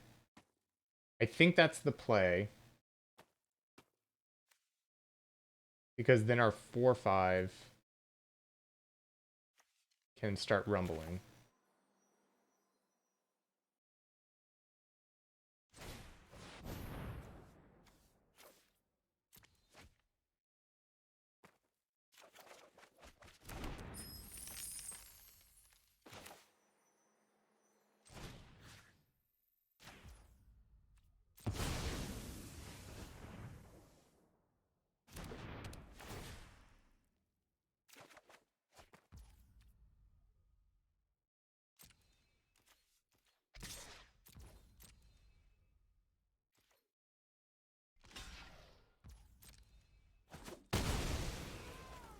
Interesting they're not using the Pilfering Hawk, so their hand must be pretty good. So I want to move the pick here.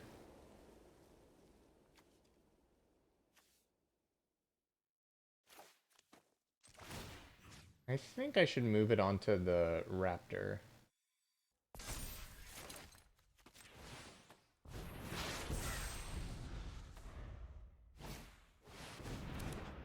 That sucks. Okay. Well, we can make a 5/5 Shepherd, so that's pretty solid.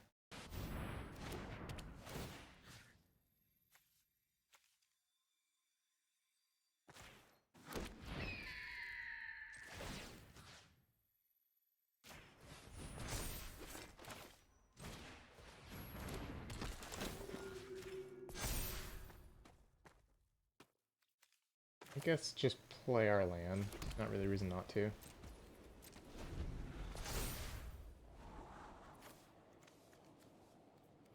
That card's really good against us. We don't have really any giants. Our deck is particularly weak to wraths. I wonder what their green splash is for. I mean, it could be a billion different things. It could be a Spella. It could be Sika's Chariot. It could be all sorts of banana things. Free top. Gonna be tough. Okay, so they're gonna play some big things next turn. Because if they have like a Bergstrider, I'm in trouble too. Okay. So we can chump.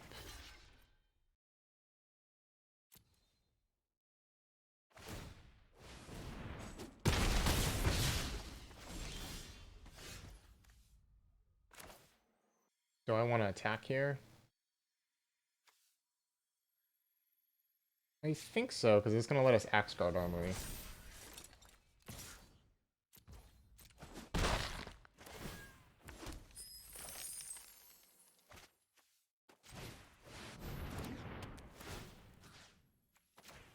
Chump blocker and move the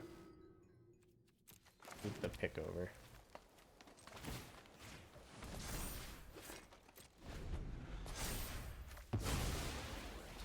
Yeah, if they play like a Bergstrider here, that's game. Yeah, that does it too. Alright. Disdainful Stroke, that's a good one to know about. So, really good Giants deck, huh? How do we beat that? A good question. I mean, I think we still want a gold main pick. That's the whole plan. But I think 3/6, we want to bring that in. It's good against the Wrath. If they're playing a bunch of 4/4s and things, I think the Ox could be good too. Maybe just cut the Clerics, bring in an 0/6 and a 3/6. I don't want too many giant Oxes. But I think my plan is just like gold main pick and play 1 or 2 creatures out at a time. And they just win that way. Yeah, we have 1 giant. So, that's nice. I cut the Clerics, so this Basalt Ravager loses a lot of value, but it's still decent to like pick something small off. I don't need the double white as much, so I'm going to board in an extra mountain so I can seize the spoils more consistently on the play. Yeah, it's a tough matchup, but we just have to be careful about overcommitting to the board. Thankfully, because of equipment, I can kind of just play like a creature at a time. That's kind of the point.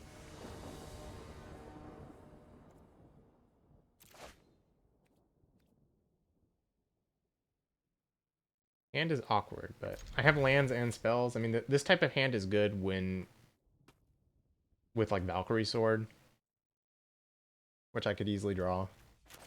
Obviously, if I just pull it out, I mean, it's not going to work out, but I can't really mulligan that kind of hand. Here we go. The question is, do I just sword this turn?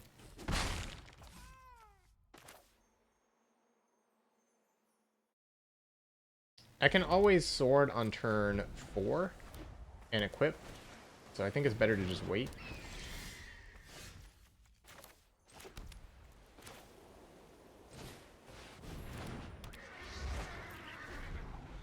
But I have 6 mana, so waiting for a 6/5 might be better. Though they have 2 bounce spells, so they're particularly good against...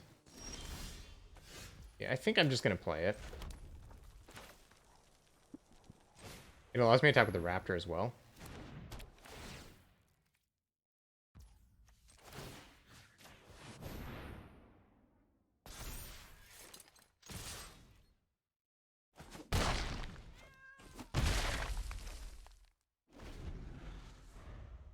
Yeah, they never use their Pilfering Hawk, which means their hand's always perfect.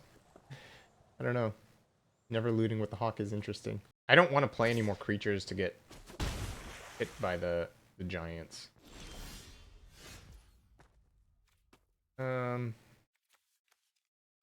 What's happening here? I think we just attack. I can always move the sword if I need to later.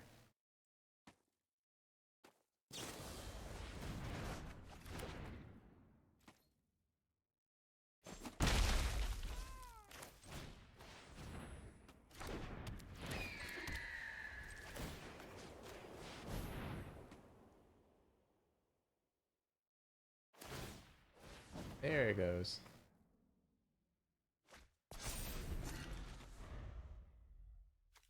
This is a large creature. They're almost to 7 mana. I'm surprised they discarded that. Ooh, that's a good combo with the Wrath. Then all their creatures survive and mine die. Pretty scary, honestly.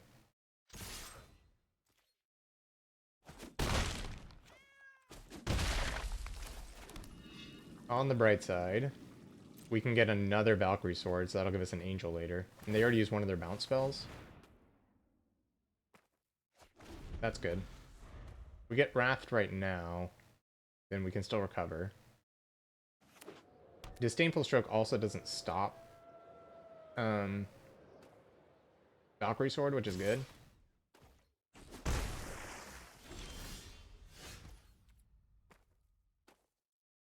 If I armory this minute, I could lock down their Pilfering Hawk. Or their Nexus. I guess locking down... No, I can't even lock down their Nexus. So I should just wait. Surprise them end of turn.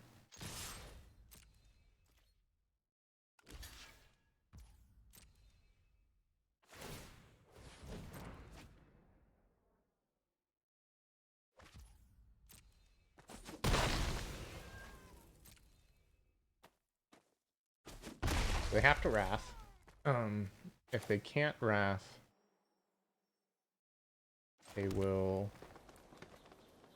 die.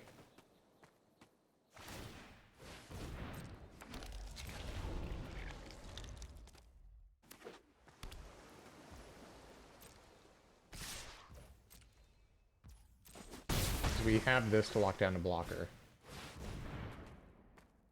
That's good.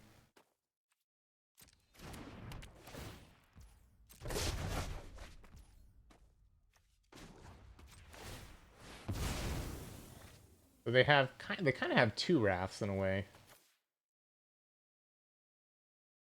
So I could play Courser, Raptor, and then I think I can just get multiple Valkyrie Swords online. So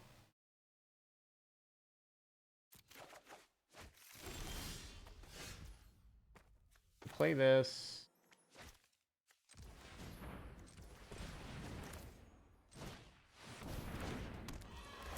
Play this.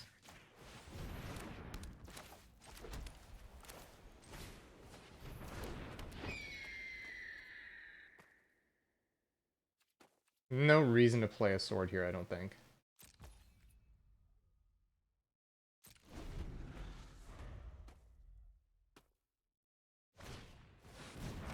Ooh, that's really good.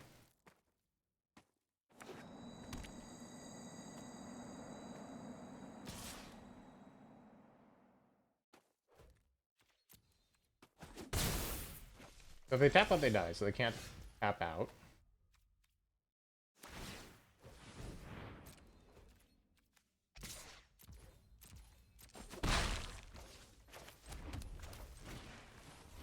And then next turn we can actually move the sword and have lethal.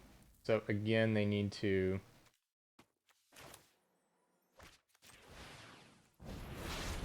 They need to have the Wrath here.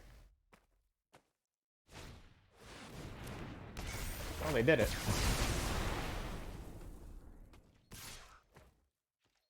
Pretty good top deck.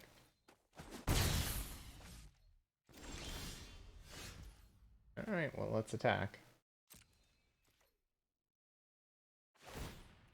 I still have lethal next turn, so...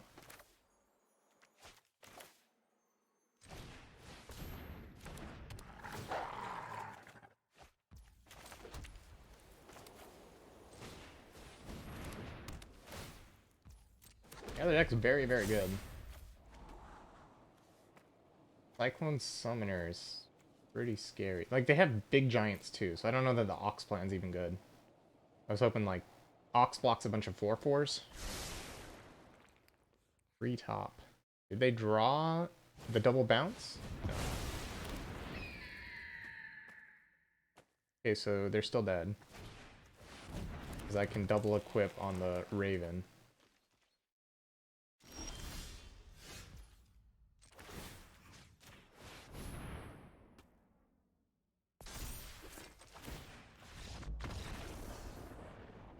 Whew. Okay, it's gonna be a tough one to win, but we can try. So invoke the divine. It has a lot of targets, and they have a tapper, so I think it's quite good. They have the shapeshifter artifact. They have the tapper. Anything I don't want? I said I didn't really want the ox. Again, I don't want too many creatures in play because they have all these wrath. But the 7/7 giant is good against a few things, and then the deal 4 is good against a bunch of wide things, so it's really quite difficult.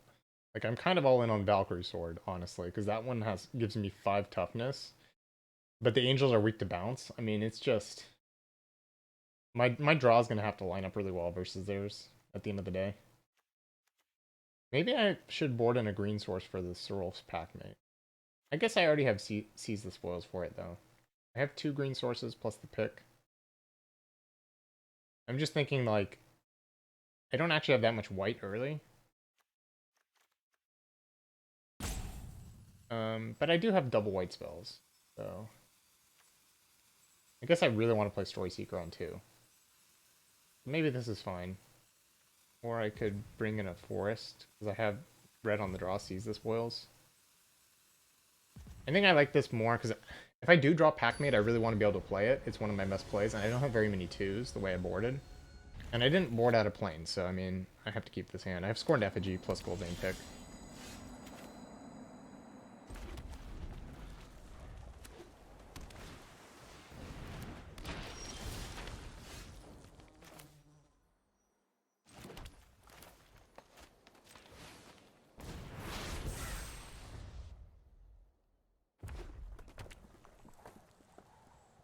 I mean, they might just hold up Disdainful Stroke here if they think I'm going to play something really good. They saw Packmate last game. Could be Raven form, that's the one we've seen. They have Carfell Harbinger back, so I think they have Disdainful Stroke in hand. So I'm just going to play 2 spells here.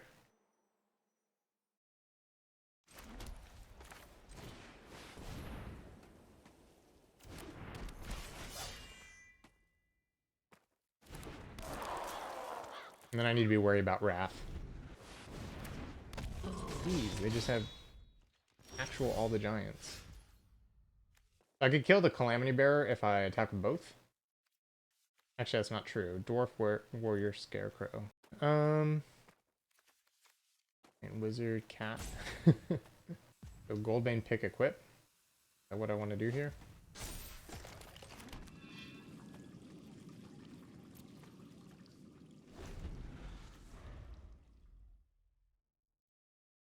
Yeah, that's a huge problem.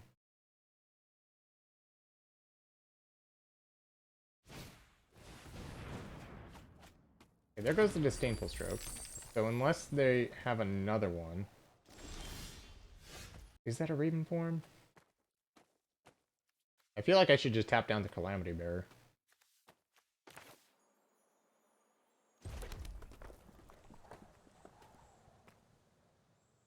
And then play a Story Seeker. Or I could just Basalt Ravager. I mean, the problem with Story Seeker is I get Wrathed. So I kind of need to just kill the Calamity Bearer. And if they don't block, then...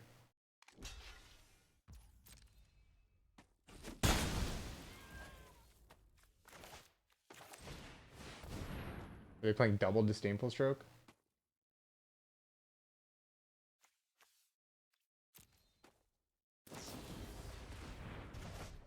Alright. Oh, we won for one. It wasn't the end of the world.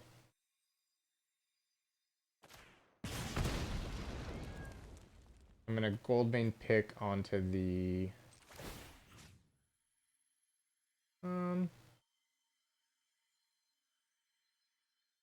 I guess the Effigy. Because if I draw a removal spell for this, then I can attack with both.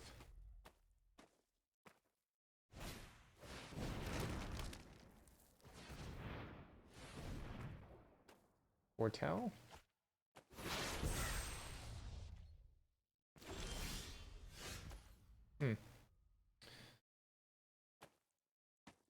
think we just attack and play Godhall's Guardian here. They're going to tap down my 3/4. I'm going to get in for 4. Oh, they're going to let me hit with the Goldbane Pit creature? Interesting. Guess they value their life total more than... Or they're going to bounce everything, but that doesn't really make sense, because they just played an Icebind Pillar. Oh, anyways, I think my line is still the same, but having that extra mana might come in handy later.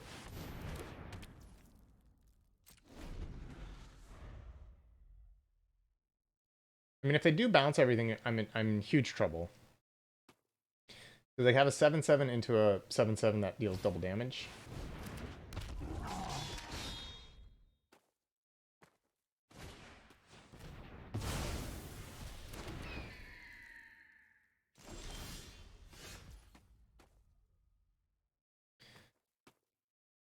Red, red. 1, 2, 3, 4, 5.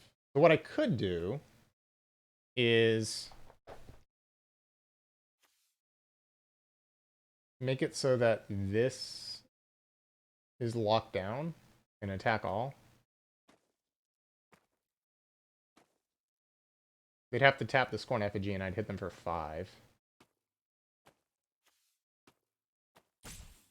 And if they play the bounce all creature, I could then lock that down because it's going to bounce my Bound in Gold.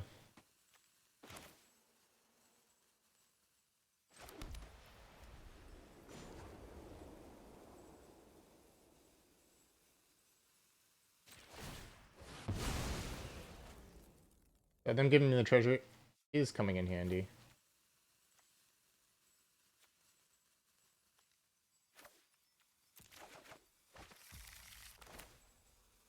I think hitting this is better than the tapper. Only because of the Wraths in their deck. Like, normally it'd be better to hit an Icepine Pillar, but right now...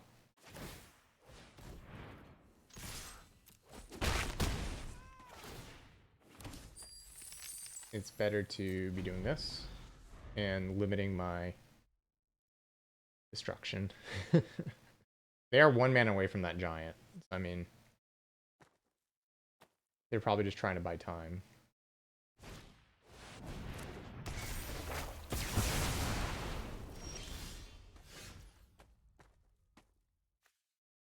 They get to scry 3, but they don't get to tap something down right now because of the way they tapped. So I could play a pick, equip, and then have 1, 2, 3, 4, 5. I can play the sword as well. So if I do this... hold on, is that right? Pick, equip, equip. 1, 2, 3, 4, 5, 6. No, I can't do it all. I think just force them to... force them to deal with the Valkyrie sword here.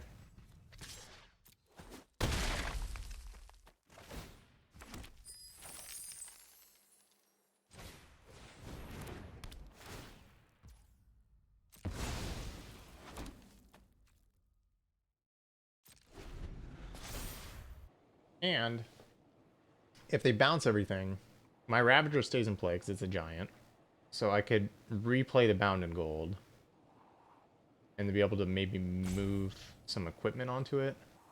I might have a small opening right now to punch past. Like, it depends if they drew a land this turn or not. Alright. So, do this. They can tap down. If they bounce the Angel, it's better if I just equip here. Because it protects me against bounce more. Well, they could always tap this and bounce anyways. So it's basically the same. Did they forget to use the pillar? There's no way.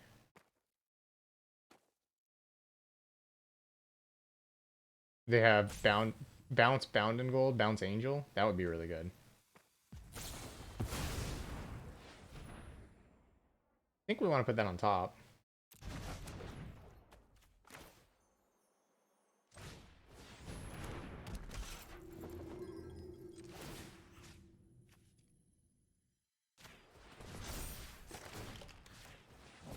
they had to use their treasure for that, so I mean that's a good thing.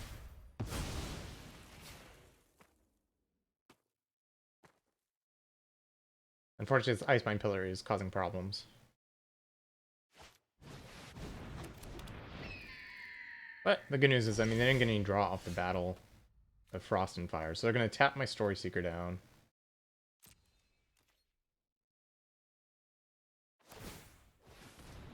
Okay, play this.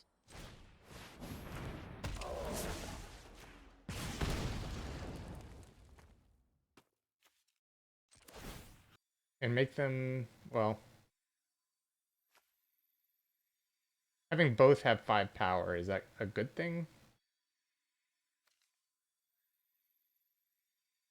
Doesn't really do that much. But what I can do is shift around the pieces as I need next turn.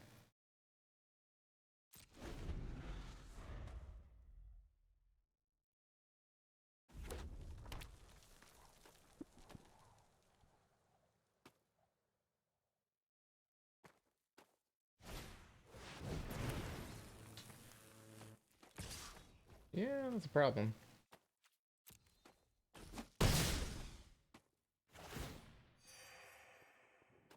Mostly because I gained 4 life. I do have all the mana, though. We need to get some runes or something going. I don't really know. Ooh, Valkyrie Sword, huh? That does change things.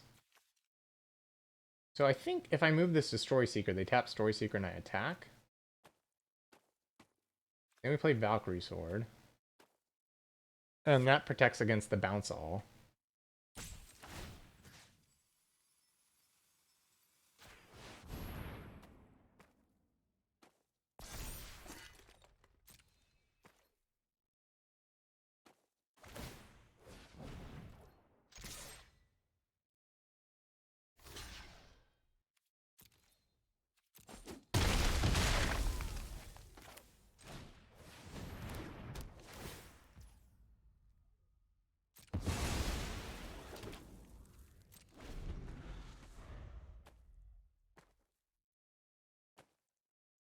I mean, it's possible this play was wrong, but it puts a lot of pressure on their, like, on doing things right now, versus me just having a Basalt Ravager in play for the bounce.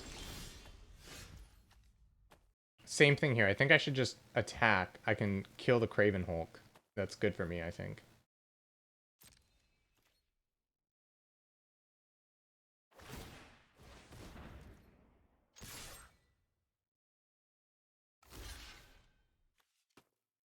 This way, it's not in play when they bounce everything. I gain my life. Now I play this. Oh, now we have a 2-turn clock. I mean, they gotta have the wizard in hand, right? No? Okay, good. That's really good for me, then. Guess I should just pre-combat this. Why not? I've been playing around their 7/7 all game, and they haven't even had it.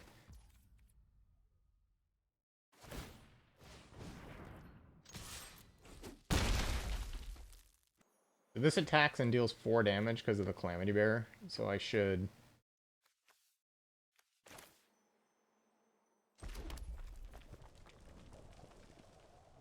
move this stuff onto the Packmate.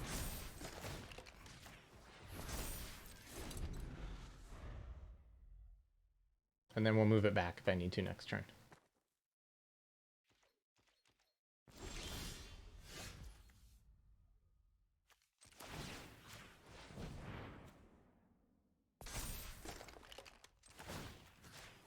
Okay, did we do it?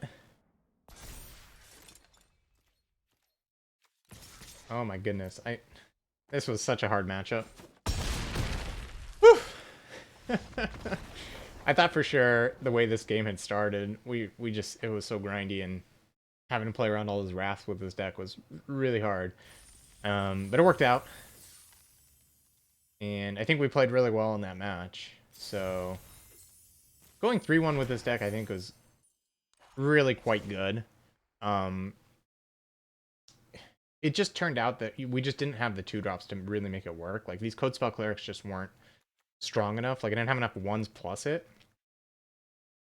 But the Valkyrie Swords were just incredible, right? So we had awkward mana with the runes and the Seize the Spoils and everything else. Like, honestly, I think this deck's maybe like a 5 out of 10. You know, we had a pretty good rare. We had a little removal, but we had to work pretty hard for those wins. So really happy with the 3-1. And that means we get to draft again. So I will see you in the next one. And that is pretty hype. So thanks for joining me, and see you for draft 2.